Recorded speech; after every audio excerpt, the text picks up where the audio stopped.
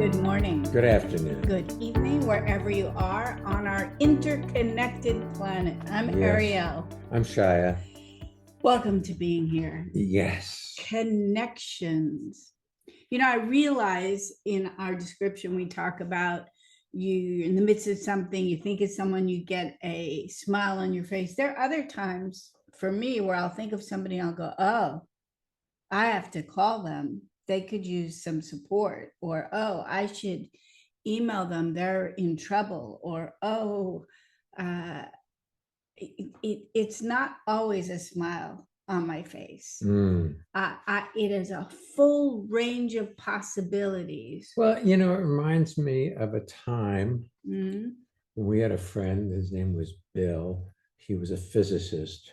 Yeah. And he took us to the Pear Institute at Pear, meaning paranormal experiments and anomaly and research or something right, like something that. like that at Princeton University, because he went to Princeton. He took us to this laboratory where they're doing experiments in the connectivity of people. So somebody on the West Coast will imagine something and somebody on the East Coast could draw it. Or they did things with random numbers where people could skew a random number generator with their thoughts. And if they didn't have to be in the same room with it, it could be far away from it. So there's this possibility that we are connected to other people all over the planet in ways that we can't always perceive or imagine. I remember the first seminar that I did about awareness. There was a thing called a personality profile where somebody just mentioned the name of a friend, the city they were in, their height, their weight, hair color, like that. And you could bring them into your space and think about them and get an experience of that person. And what was really strange was how accurate it was. And I thought I didn't have any psychic abilities at all. And they used me as the on-stage example. So I was presented this card with somebody's name on it. And I actually knew that person. And it was amazing. And I never met them. So we are all interconnected. We just don't realize our connectivity. We actually did an experiment with that with a small group. We were meeting with a small group in England once. And we were describing a person and having someone describe them to us. And as we did that, that person called us from the United States and we're like, how did they do on this? And they're like, no, that one came from their thoughts. This one was for real. I'm actually doing that right now. It was very, very neat. Yeah. So you are connected. And the fun thing about that is your well-being goes that direction as well. It goes both ways. I often think sometimes people get frustrated with themselves that they're far away when a family member or a friend is in distress or having an operation or something that you can't physically be there for, but you can be well in yourself. And then as people think of you, your well-being translates. infuses them. Anyway, we have a guest. And just so you know, or two. in case you haven't figured it out, we do finish each other's sentences. So I hope you're including it. Let's for a moment talk about listening. Shall we? Because most of what we said went unheard. It got thought about. I thought about it. Yeah. I noticed that my mind was shooting out like satellites. So it's not like a failure on any of our parts, but it's a possibility that we can keep bringing ourselves here to hear what is being said. I like that. Let's take our without judging it, without agreeing or disagreeing That's with true. it, but actually let what the person says come into you and see what happens. So let's take Sandy and see what comes into us and see what Sandy. happens. Hi, Sandy. Sandy, where are you Hi, from? I'm calling in from Munich in Germany. Ah, That's so nice to cool. have you with us. Welcome. So cool to be here. And what you were saying just a while ago about the connections with people and the experience that you had in a seminar, Shia, for example. Mm-hmm. Um, I've experienced that with you guys in creativity and intuition workshops, seminars. And how you're like in front of somebody and you're talking about, you're like, this cannot be true in any way, but you say it anyway, like, oh, you're into archaeology, and you're like, okay, this person is a musician. That's not going to be true. And then they end up saying, how did you know that? That's true. I used to study that, and I went to Spain, and it's yeah. So I had a different question prepared, but that just came. Before you go to your question, I really love something that you just described. That's a real hint for people that you may not even known that you had done. First of all, we are doing a creativity and intuition course in New York City, the end of next month, 25th, 26th, 27th. That's July 25, 6, and 7. It's the first New York City workshop we've done since before COVID. And we're really happy to be doing it in person. One of the things that you're describing is that self-editing thing where you have this sudden burst of knowing or hint or intuition or feeling about something. You think, oh, I can't say that, that's stupid, and yet it is more than accurate. Well, you know, when I was talking about that first seminar I was in, I was paired up with somebody else, and I asked them to describe my daughter, who at that time was about 2 years old. And we lived off the grid in Maine, which is the most northern state in the United States. And I knew my daughter well, or relatively, and this person said she sleeps with a stuffed animal. And our instructions were agree with it, whether we think it's true or not. Yes. So I said, yeah, okay, great. I agreed with it. So 4 hours or 5 hours later, I got home to my home in Maine, and my daughter, even though I thought she didn't have a stuffed animal, was sleeping with a stuffed animal that I had never seen. Wow, that's amazing. So it was crazy. And so I realized that people we know each other. I think the reason we've survived as a species is that we are so psychic and we know what other people are thinking and we know when to get out of town. The ones who didn't know how to get out of town, they stayed in town forever. Wow. They became food. In any event, here we are. So yeah.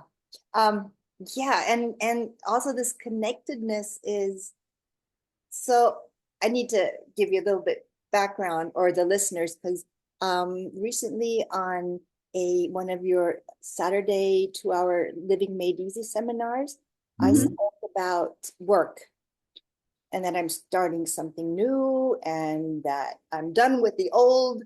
And you guys pointed out that um what what You happened go into the new without divorcing yourself from the other Things that you are so very skilled at. proficient at. Yeah. Yes. Absolutely. And so I did not get any inquiries for this other job that I had divorced myself from for a while. And after our conversation, I felt that I was opening again. And I get this call for a job in London, for example, for editing again. So You're a film editor. I'm a film editor. I edit films and TV shows and all sorts of good things. So did you take it? Well, I said I'm interested. I'm open for it. I haven't heard back yet. It's probably unlikely because they need somebody local, actually, from the production company and the directors from here. But just the fact that she called and I was open for it. Well, you know what's interesting? You're not moving into something new. You're actually moving into offshoot of what you already do. And let me tell you how I see it. I know that your second Occupation. occupation is a person who goes in, looks at a person's home or office space and helps them reorganize, clean up, simplify, declutter, right? What do you think an editor does? Exactly that. They take this whole mishmash of stuff, they take out the extraneous stuff that's not needed, and they create something that sings with the intended experience of the director, the actors, the producers, and the storyline. Yeah, that's so true. I love that. But yeah, first of all, thank you for supporting me into being open for, not closing any part of me down. But also, I love that, I don't know, there's like this connectedness that the world knew I'm available again, and that the world knew that I was closed for that business goes into this connectedness, and that it's Look, you divorced yourself from your current occupation as a film editor at some point when you contracted, something happened, somebody said something, and you went down with it. yeah, And, true.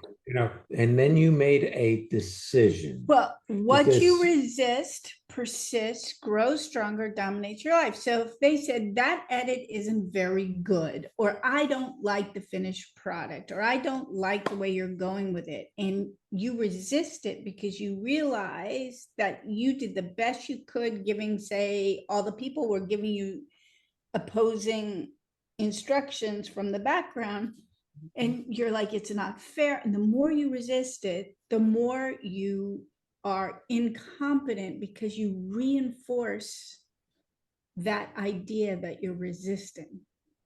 First principle. Second principle shows up exactly as it does. You get compliments, you get things that are said that are not nice. And third, anything you see without judging completes itself in an instant. You guys, thank you. That, yeah. I have a feeling I You took it did. a different direction than where you're going. Do you still have it? Yeah, Tell me, tell us. you made a decision going forward in time about your life choices. True. Yes. And that decision stopped your universe from supporting you. You get to be right, except you lose your occupation. Yeah. You pointed something similar out to me at one point, where you said it was about signing up for seminars in advance when I was like, oh, I don't know what's going to show up, or, if a job will come in and I might not be able, so I'm not going to sign up or something. And you said, you commit to something, you sign up for it, the universe will align. And I tried it out, and you were right. And that's been many years ago. And I've just done that ever since. And it's always worked out. Yeah, but it's not just seminars, it's anything in your life that you commit to, your universe Rearranges itself around that supports it. commitment. Yeah. Yeah. It's interesting as we're talking about connections and how this person called you. It reminds me of a friend of ours who was very frustrated with dating. She'd been on a dating platform and she just decided she hated it, and she had nobody responding to her profile, and screw dating. And at some point we had a conversation with her and it opened up, and she didn't change her profile, and suddenly she got 5 people writing to her saying, hey, within a day. It's as if everybody knew that she had no interest. And at some point when it reopened, the floodgates of possibility reopened as well. I'm sitting here grinning just for the audience, so yeah. Sorry, Ariel, what'd you say? I said, you can't nod and expect it to translate. Right. Yeah. Yeah. It's just, I just appreciate this so much because it's sounds, it sounds like it's magic, and it is, and that, but it's just true, it's real. And yeah. Well, you know, the truth believed is a lie. Oh, you've said that before. I always say that because when you think something is true, you stop looking. When you think you have the answer, you stop looking for a possibility. Yeah. And see, here's the thing, your life is showing up newly in each moment. Mhm. Every moment is a new possibility. Or you can complain that you don't like what you have, as if getting something new is going to be better. You know, more, different, and better doesn't satisfy. Mhm. Look for something else. I want to circle back around to something Sandy talked about that y'all as listeners may not have caught. Her new occupation was in opposition to her old one. I'm going to do this now instead of that. Yeah. And allowing herself to be fully open. If somebody offers her a job as a film editor that she doesn't want to take, she doesn't have to take it. She spent years and years becoming award-winning, becoming Cultivating a skill set. and then saying, oh, I'm done with that. Well, you might be, but Well, you know, this reminds me of a lady that we used to work with. I haven't seen her in a long time. She moved to upstate New York near Kingston, where I used right. to work. She finally got really And good as a photographer. She was a really good photographer, and she was, you know, a professional photographer and sought after. And then so she quit that, and then to she do some healing. and she got good at that, got clients, so she quit that. And then she did other things, you know, it was like nothing was good enough. So she didn't allow herself to be blossom in all these other possibilities. It was just all of the things that she got good at were suddenly boring. Yeah. Wow. Nothing like that with you, right, Sandy? Yeah, it does not sound familiar at all. Oh, Fun being with you today. Yes. Really. thank you so much. I enjoyed the show so much. Yeah, well, thank you. And thank you for tickling people's interest in seminars, including the 2-hour virtual seminars, because they are so powerful. Yeah. And, you know, I was thinking about it maybe it was yesterday, how because we have the possibility of doing it on Zoom and we can get together, it's almost as if we've forgotten how special they are because we have access to it. It's like if you could really only have a fresh blackberry when they were in season in your area, you'd be like, oh my God. But if you can get them all year round, it's kind of like, yeah, blackberries. So Yep. there's something wonderful about allowing whatever you're up to have the juice To inspire you. Yeah. So thank you. Thank you.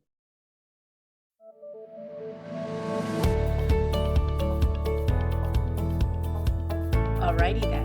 Drum roll, please.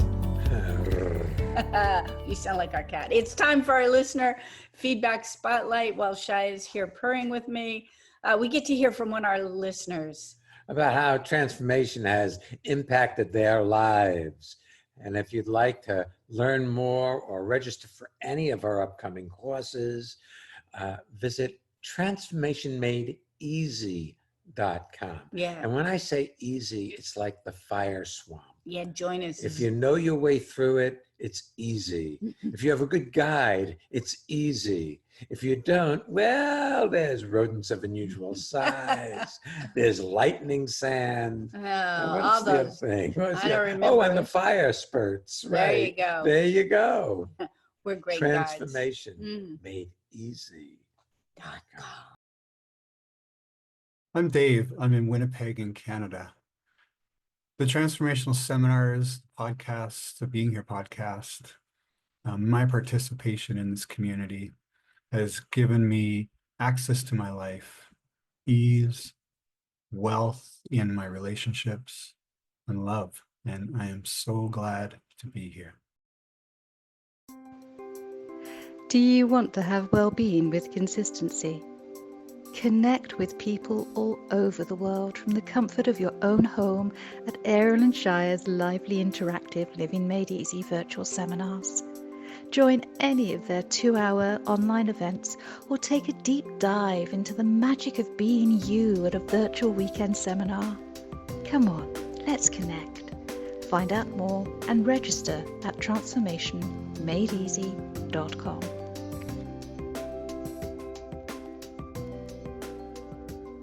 Speaking of Living Made Easy 2-hour virtual seminars, we have a couple coming up. We have one this Saturday at 8 a.m. And then next Monday night, 8 a.m. In the US at 1400 Central European time.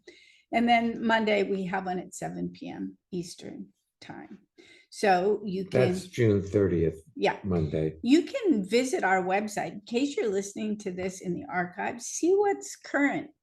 What is currently happening, if you're listening to this in real time, is Creativity and Intuition in New York City, the 25th, 6th, and 7th of July. And then the next virtual weekend is Transformational Time and Project Management, September 27th and 28th. Of course, Costa Rica. It is happening in 2026 in January. So many of you are already registered. Really happy that we're going to get together. Yes. Then. All right, let's take our next guest. All right. Renat. Hello, Renat. Hey, Ariel and Shya. I'm calling in from Biesrach in Switzerland. Excellente. Welcome. Thank you. It was so lovely to listen to the conversation you just had with Sandy. And like the title you said is connection, and I just experienced yesterday a connection. We had a free day here in Switzerland, and it was a holiday.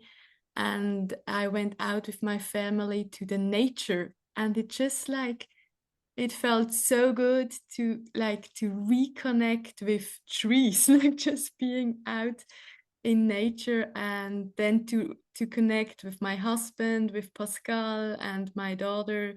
That was really lovely. That's great. You know, I was recently going over a chapter in the book that we are working on, and part of it talks about how aspen trees, like you can see miles of trees, and they're actually one tree. They share a single root system. They are one tree, and they come up. They are very connected.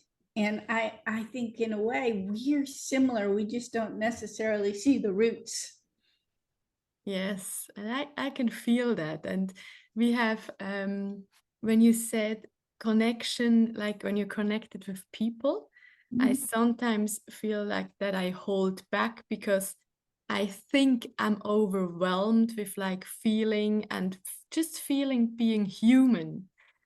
But from you guys, I learned that it's like so good to be here fully, whatever I do, like being here now with you guys, being with my daughter when I'm there, being at my new job as a geriatric nurse, to be there. So thank you so much. Yeah. I think that patients you work with are so fortunate to have you as their geriatric nurse. Thank you. I really do. You have such heart. And, you know, my mom, in case listeners, if there's anybody that it's not your English is not a language that translates as easily, geriatric is, how would you define geriatric nurse, Renat? Geriatric nurse is like I'm specialized working with people now in my job for who stay at a nursing home. That's their living there, so they live there. So like So they're more likely to be aging and infirmed, correct? yes, yes. As my mom was aging, and I went to a lot of appointments with her for all different sorts of things.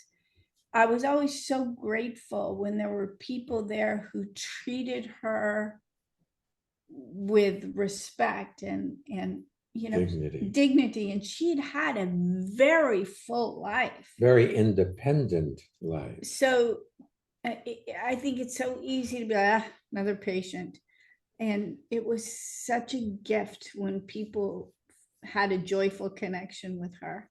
Were there. It was also really interesting how my mom would always spend time putting on makeup and jewelry and stuff to go and have somebody check her iron levels, or her, they would do things. She had macular degeneration, which meant she was losing her eyesight. So they would do injections in her eye, which always creeped me out, but it helped her in those later years.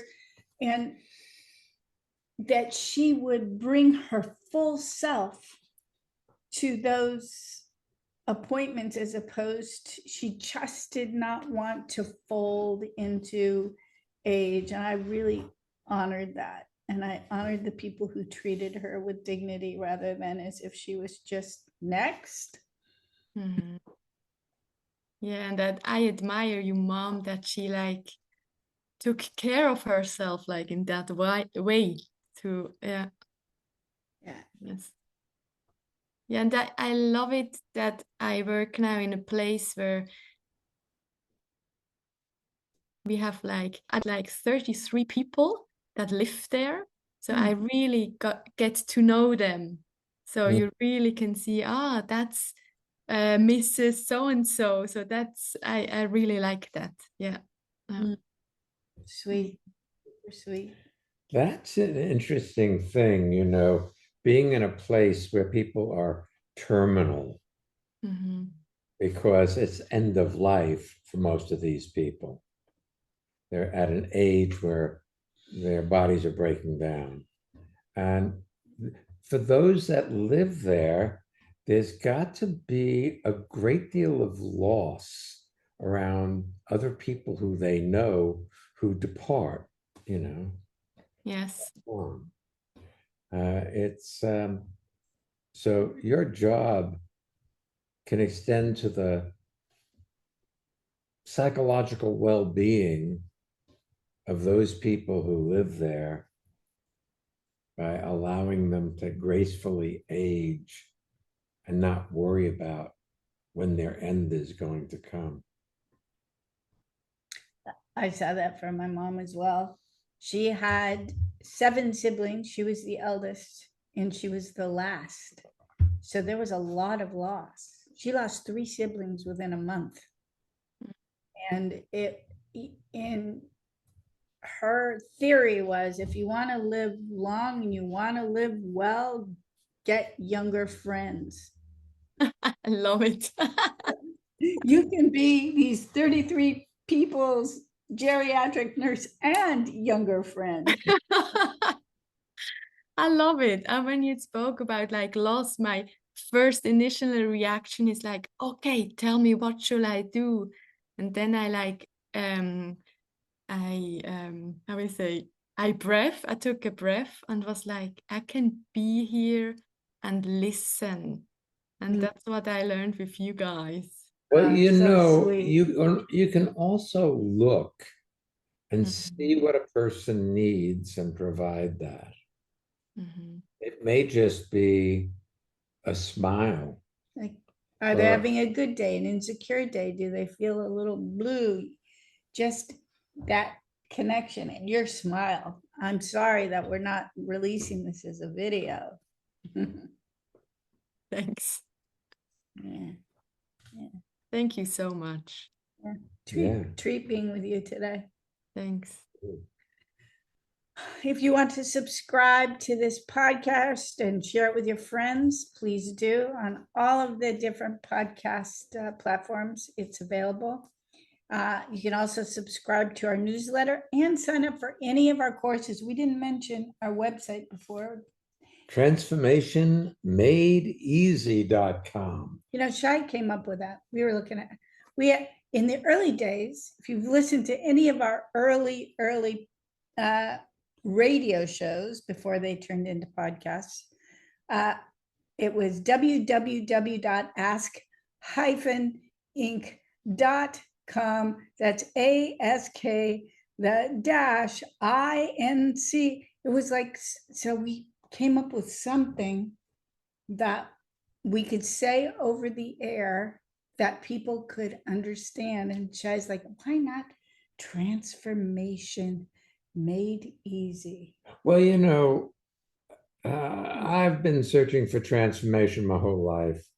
And in the early days, it was not easy. It was as though there was a ladder to climb, but you were missing the first 3 or 4 rungs of the ladder, and you didn't know how to get up to those rungs that would take you to the stratosphere.